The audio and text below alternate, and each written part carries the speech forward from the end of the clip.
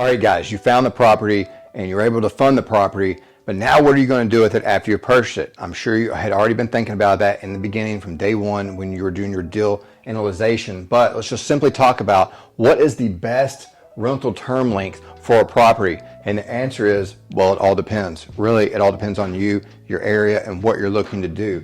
Obviously, short-term rentals being your Airbnbs, your vacation rentals, it's super attractive. There's a lot of cash flow, a lot of pros when it comes to that.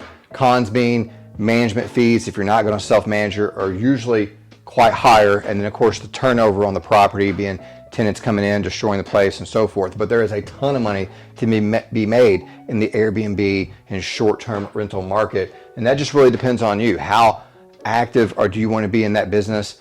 Or what kind of property you're looking to? Are you looking to use that property as well throughout the year? Maybe you have a beach house or something like that, and you want to also use that property, so you want to have access to it. Using a short-term rental can be absolutely great. I have one Airbnb that I end up turning into a long-term rental because that's what I prefer. I like that stability of the cash. I don't like the turnover on the tenants, and I don't like the higher fees. In my area, it was 20-25% even on management fees.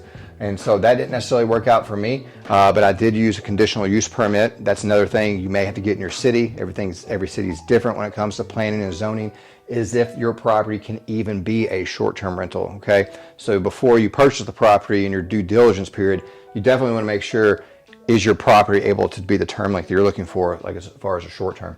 Another one is a midterm rent. A lot of times you don't hear much about this one, but there's a lot of money to be made when it comes to midterm. Anything basically we're talking about over 30 days. A lot of times you see the 30 to 90 day, even 6-month range, and we're usually talking about traveling professionals, okay?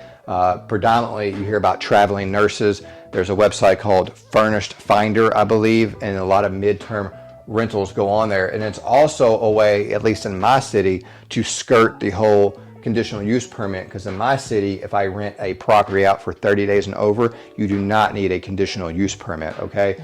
And so if you still want to utilize your property, especially maybe if you're traveling back and forth, or if it's a vacation home and you want more stability in cash, maybe you're not looking for a lot of turnover every week or every month, then going with a midterm rental also might be great. You still have to provide everything in the house just like you would on a short-term rental, but you're able to make a lot of cash flow, more than you would on a long-term, because it's a midterm rental, and a lot of traveling professionals get vouchers from their job in order to cover the expense on a midterm stay. And there's a high demand, especially in an area where there's hospitals or a lot of professionals.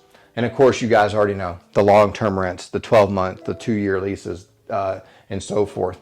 One of the advantages, that money is consistent. You might have people not pay, but that can happen in any of them for that matter. But long-term rents is what I prefer. The management fees are the lowest. I like to get a great tenant and a great tenant to stay, get moved into the property, live at the property, basically make the property their home. I mean, that's what they're paying for.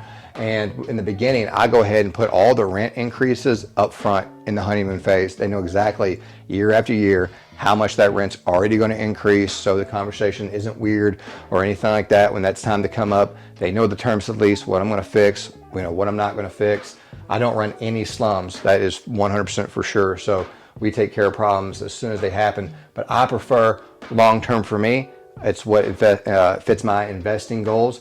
But any of these works, and I can be convinced on a particular deal to do any of these if that deal makes sense. So I'm not stuck in my ways on just doing long-term. Short-term, mid-term, long-term, whatever works for the particular deal, that's what I'm going to suggest doing. If you guys are doing any of these, you're doing short-term, mid-term, long-term, let me know in the comments below what's working best for you. I'll see you guys on the next video.